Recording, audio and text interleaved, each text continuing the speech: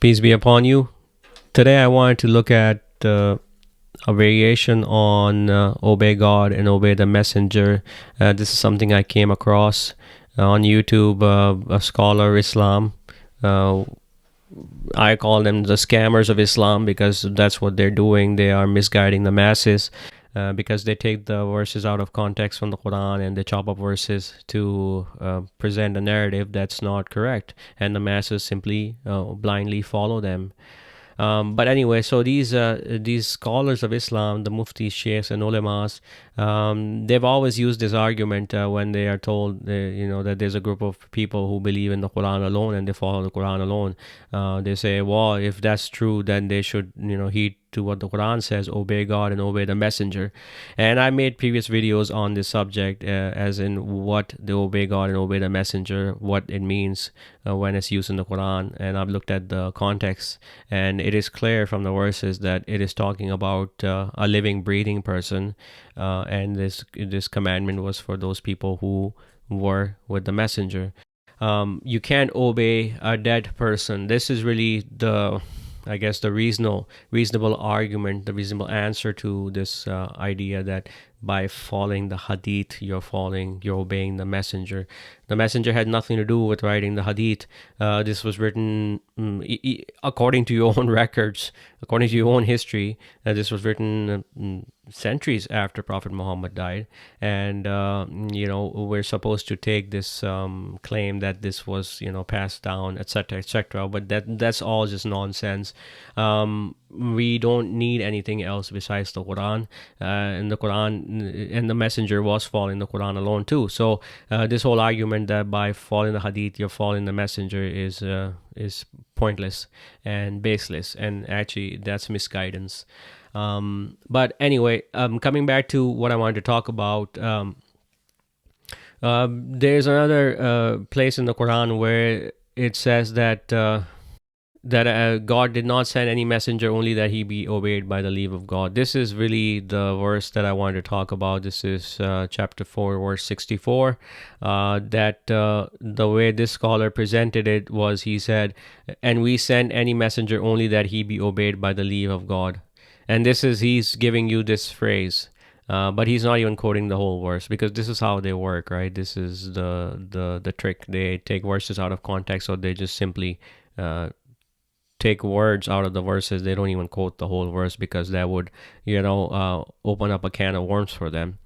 So we're going to talk about this verse, but I guess I'll give you a bit of a background as to why I think that these scholars of Islam are deceivers. Not that I'm railing against them, or I hate them, or I don't have any feelings for them one way or the other. And the reason is because they are also fulfilling a role. They have a function, which is to misguide men. This is their function. So you can't really blame them, or you can't really hate them for that. This is their function. That's what their function in life is. So that's what they're doing. So you can only feel pity for them, because they're leading people into the fire, and they themselves are going to the fire. But regardless, what I wanted to talk about to start off with was look at chapter 3. And the reason I want to look at chapter 3 is because the Quran is already telling us that the people in whose hearts is deviation, they will follow what is ambiguous in the Al-Kitab, the law. And this is what they do, the scholars and the people who follow them.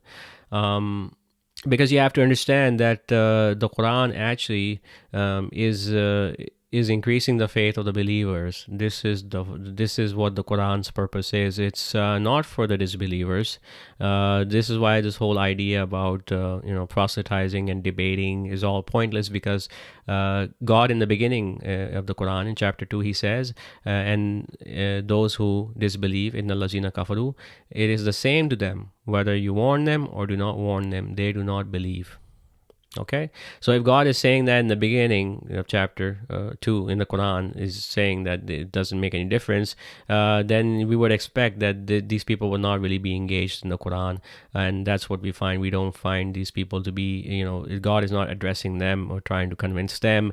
The addressing and convincing is happening to those who have submitted to God, who believe in the proofs of God, and their faith is being strengthened. So, all that to say that the verses in the Quran, the proofs in the Quran, are primarily directed towards the believers, so they increase in faith, and this is an important point. So, let's look at this chapter 3, verse 7, because I think that'll kind of give what I'm saying substance. Okay, this is Brother Garen's translation of the Quran in Complete Revelation, which you can download for free from his website, or you can read along at reader.qur'anite.com. He it is that sent down upon thee the writ. Among it are explicit proofs. They are the foundation of the writ, and others are ambiguous. Then as for those in whose hearts is deviation, they follow what is ambiguous thereof, seeking the means of denial, and seeking its interpretation. And no one knows its interpretation save God, and those firm in knowledge. They say, we believe in it, all is from our Lord, but only those of insight take heed.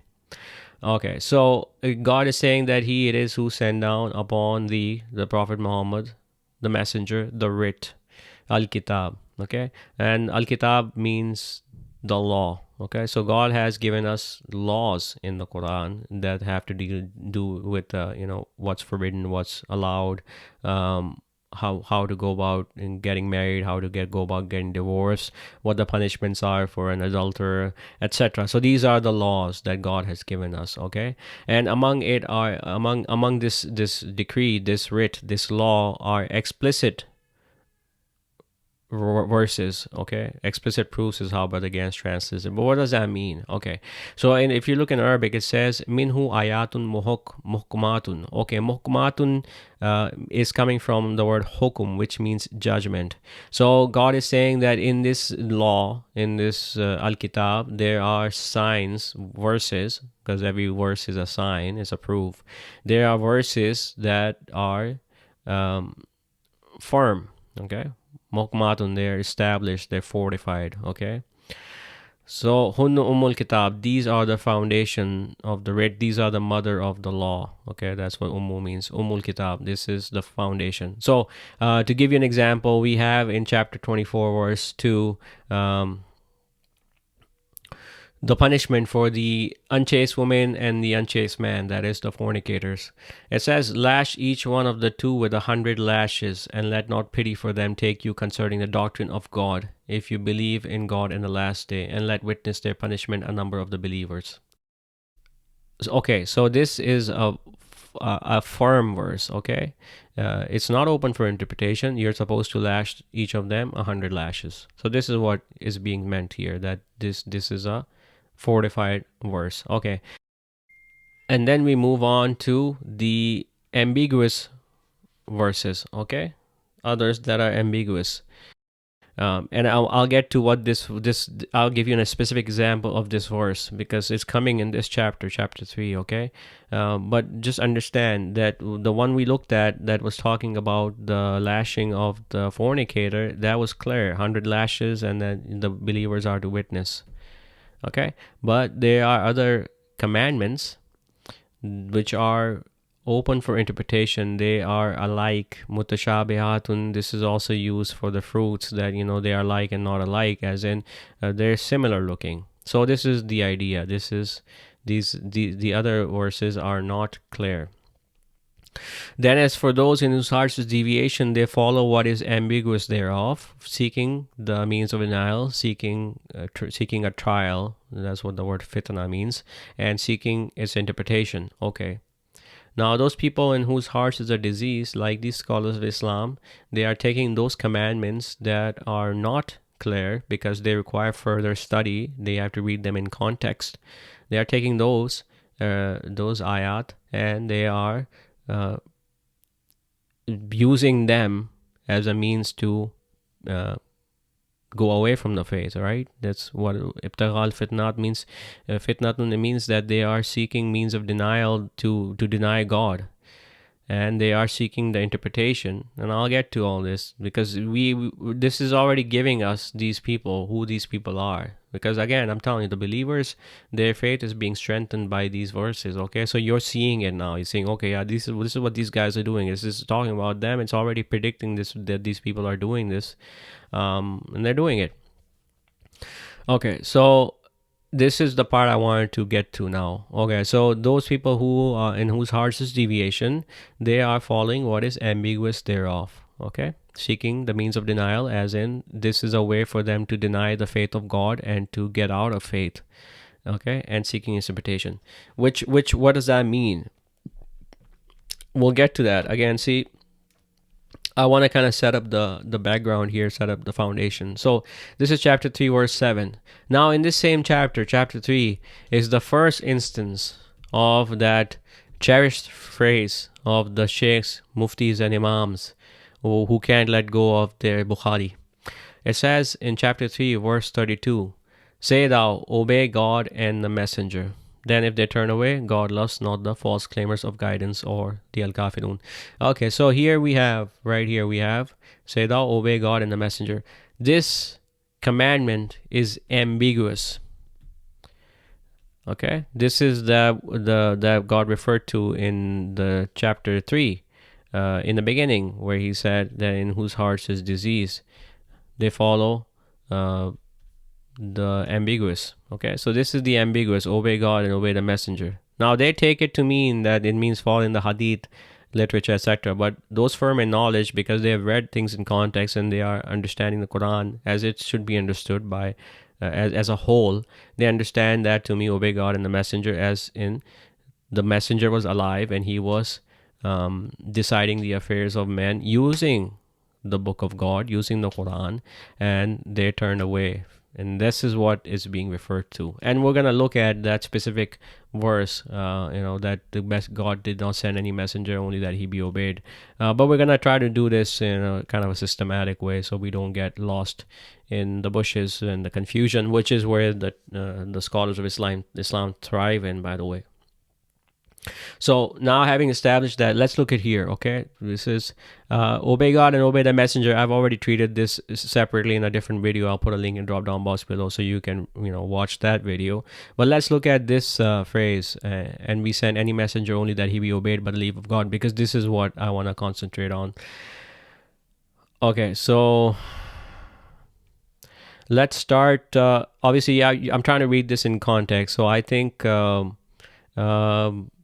Let's look at verse 59. I encourage you to look at this whole chapter from the beginning, but I think 59 is a good starting point here. Okay, so it says, chapter 3, verse 59, "O you who heed warning, obey God and obey the messenger, and those in authority among you. And if you differ in anything, refer to God and the messenger. If you believe in God and the last day, that is best in respect of result." Okay, so obey God and obey the messenger. Like I have said, this is a directive, and those in authority, this is a directive for the people who are living in the time of the messenger, because God knows what is in the hearts. So why would he tell us to obey those in authority among us right now? Are you seriously saying that the corrupt officials over you, whether they be judges or whether they be police officers or whether they be doctors, are they in any position to be obeyed? Okay, I mean, come on. So here we have, so obviously this is referring to the messenger and those in authority among the believers at the time. And I'm not gonna belabor this point because I've already made a separate video in which I have gone through all the occurrences of obey God and obey the messenger in the Quran, so you can watch that. I just want to kind of set up a context so we can explore the phrase, "and we send any messenger only that he be obeyed by the leave of God," which is actually a same variation of obey God and obey the messenger, but I wanted to focus on that. Okay, so verse 60, "Hast thou not considered those who claim to believe in what is sent down to thee and what was sent down before thee, desiring to go for judgment to idols when they were commanded to reject it, and the Satan desires to lead them far away?" Okay, so "hast thou not considered," this is addressing the messenger, it's addressing Muhammad. "Hast thou not considered," okay, those who claim to believe. So again, now this is a proof for the messenger. Understand? This is a proof for the messenger. God is saying, look what they're doing. Okay? Pay attention. Hast thou not considered those who claim to believe in what is sent down to thee? So, in our context today, have you not considered, O believers, that those who claim to believe in what is sent down to Muhammad and what was sent down before Muhammad, that they are desiring to go for judgment to idols, Taghut, the forces of evil, the satanic system, that these people are going to judgment to that satanic system. They're going to the courts to resolve their disputes. God has given you already how the law of inheritance works, yet you want to go and look at the secular system and follow the laws in there. Or God has already ordained for you the how to get married and how to get divorced, yet you go through the secular system, the court system, Taghut, and look to them to judge between you. This is what this is saying. Are you not seeing this happening? You see this. You see the Muslims, the Jews, the Christians. They're all doing that, right? They're all submitting to this Taghut, this system. When they were commanded to reject it, again, this all comes back to the law. This is why it's so central, the Al-Kitab. And the Satan desires to lead them far astray. And when it is said to them, come to what God has sent down, and to the messenger, thou seest the waverers turn away from thee in aversion. Again, see, it's talking about the messenger. Look, when it is said to them, come to what God has sent down, and to the messenger, come to the messenger for judgment. Okay? He's a living and breathing person at the time of revelation. Now he's not. Thou seest the waverers turn away from thee in aversion. So come to what God has sent down. No, they're going to go to Bukhari. They're going to go to the judicial courts and the family courts. How will it be when calamity befalls them because of what their hands have sent ahead? Then will they come to thee, swearing by God, we intended only good conduct and success. Okay, what is the calamity that befalls them? Well, at this time and age, if you go to this family court system and they wring you dry and you lose everything you had, that's your fault. You already had the command of God in the Quran that you were supposed to follow, but you didn't do that. Okay, so next verse. Those are they of whom God knows what is in their hearts. Turn thou away from them, but admonish thou them, and speak thou to them concerning their souls an effective word. So turn thou away from them. See, this took me a long time to understand. I would say 6 years to really understand that when God says in the Quran in chapter 2 in the beginning, he says it's the same to them whether you warn them or do not warn them, they do not believe, that he is speaking the truth. That's the way it is. So turn thou away from them. No point. But admonish thou them. If you get an opportunity, then tell them you are wrong. You need to come back to the book of God and follow God's judgment.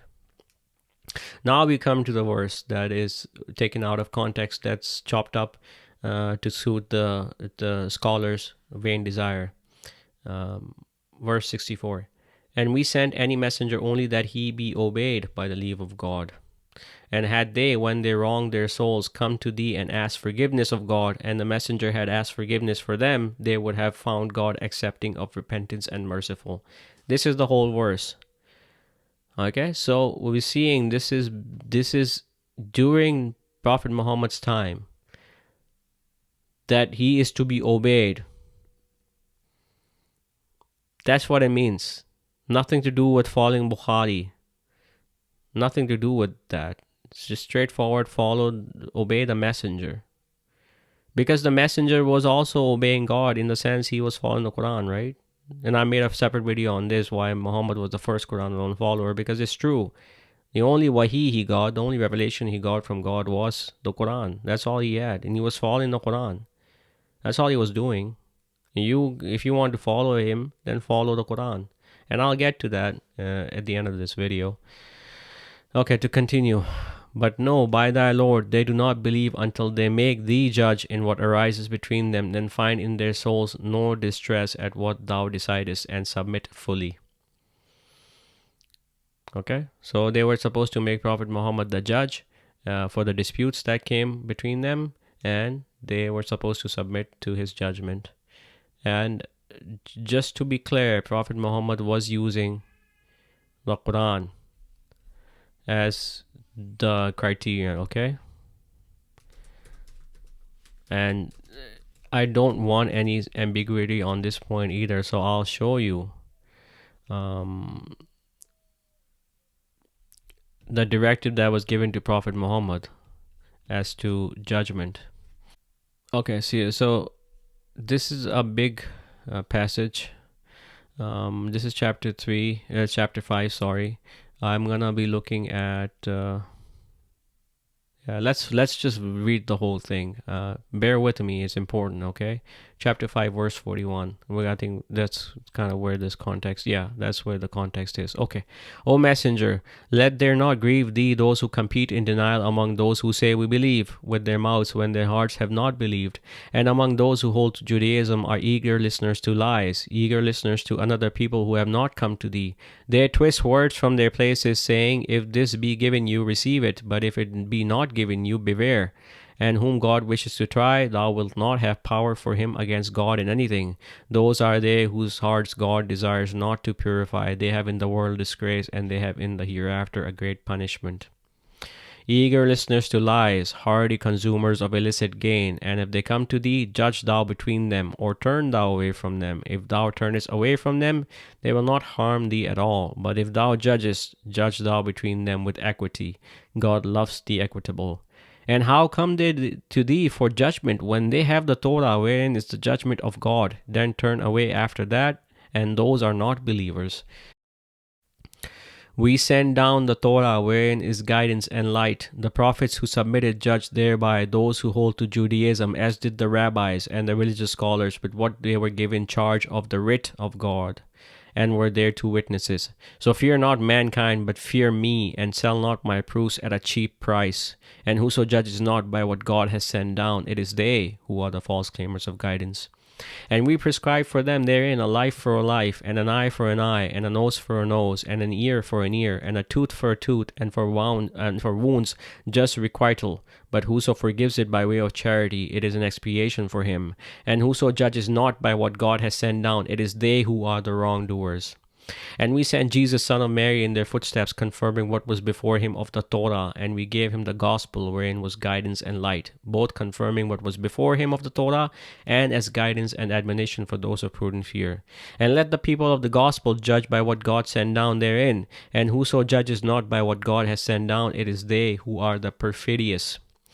And we send down to thee the writ with the truth, confirming what is before it of the writ, and as a control over it. So judge thou between them by what God has sent down, and follow thou not their vain desires away from what has come to thee of the truth. For each of you we have appointed an ordinance and a procedure, and had God willed, he could have made you one community, but that he might try you in what he gave you. So why in good deeds unto God will you return altogether?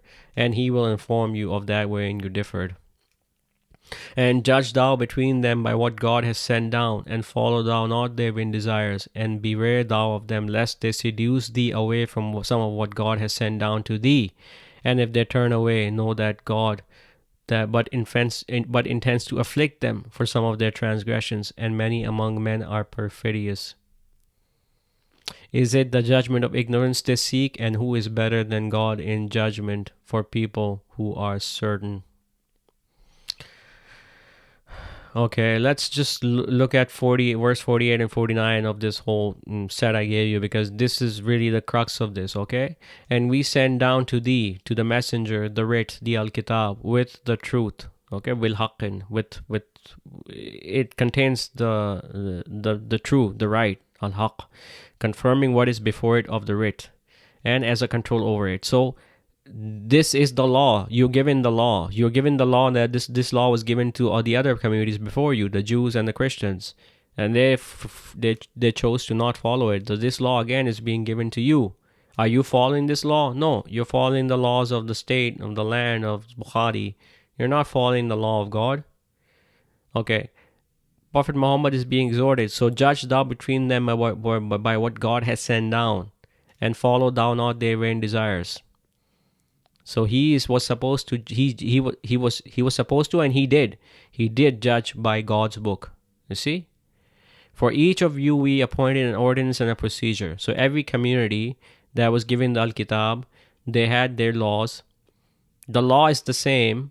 There were variations in the law that was given to each of them to try. God will try them by that. But at the end of the day, you are supposed to follow the law that is given to you, the Quran. Okay, and just to be clear, God repeats the same exhortation again in verse 49. And judge thou between them by what God has sent down. So Prophet Muhammad was to judge by what God had revealed in the Quran. This is really the key to this. So, having established all that, there really is no room for debate. It's not a matter of interpretation. Obviously, you have to get into these verses a bit closely and understand what's being talked about.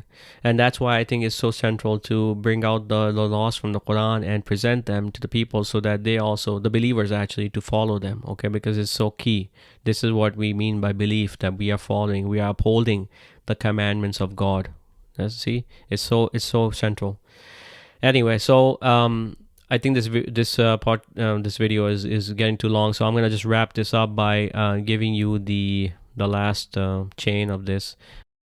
We cut to the day of judgment, and here we see what has happened as far as those people who claim that we are, by following the hadiths written by Bukhari and company, that we are following the messenger, versus someone who is following the Quran alone. We shall see what the deciding factors are and what the result is. So this is chapter 25, verse let's start at 25. So chapter 25, verse 25. And the day the sky is rent asunder with the clouds, and the angels are sent down in successive descent. True dominion that day belongs to the Almighty, and it will be a difficult day for the false claimers of guidance, the Al-Kafirun. Now I want to stop off here and give you a little bit of a background on this phrase, false claimers of guidance, which Brother Gans is translating the Arabic Al-Kafirun.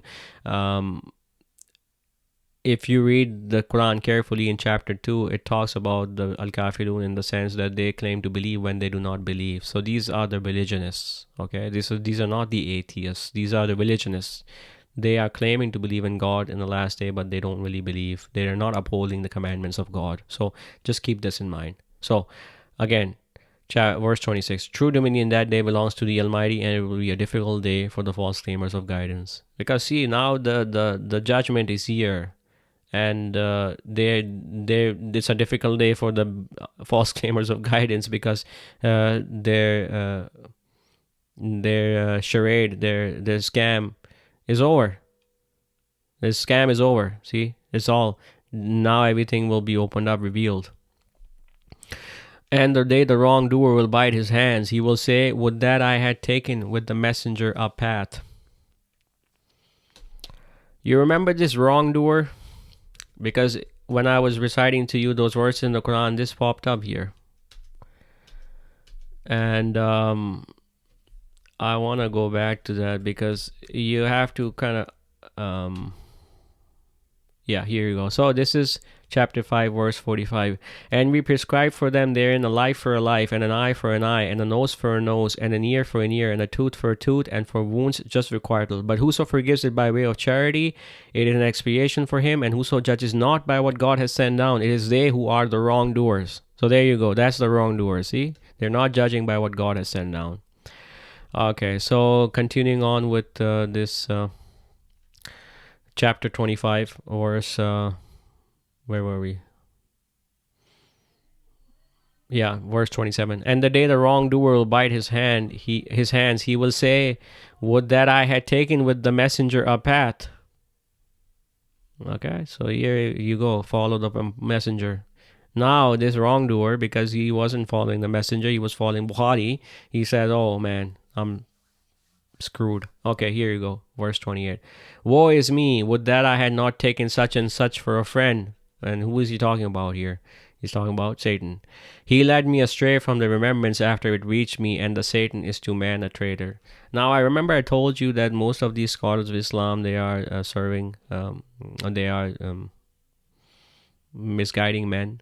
And that is their function, because that's the function of Satan, Shaitan, right? He is a traitor to man, and he is misguiding men.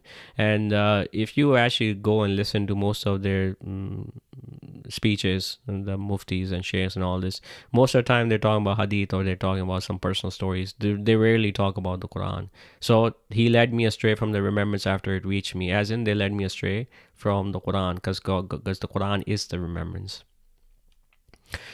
And now we come to the pivotal point. And the messenger will say, "O my Lord, my people took this Quran as a thing abandoned. And thus we appointed for every prophet an enemy from among the lawbreakers, but thy Lord suffices as guide and a helper." So there you go. So these men are enemies to the prophets and the messengers from day one, because they are misguiding men. They are leading them astray from the remembrance, from the dhikr.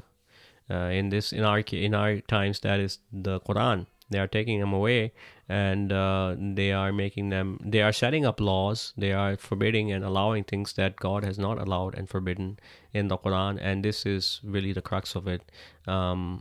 So anyway, I'm gonna wrap this up. I hope that gives you some impetus to look in the Quran carefully and try to make sense of it, like as in, what does the Al-Kitab mean, what is the law, and why this is so central, and what the misguiders of men are doing. The Quran is already giving us their MO, modus operandi, as to what they're doing, and that is giving us faith in the book of God. That's really what it's about. God willing, until next time, peace and blessings be upon you.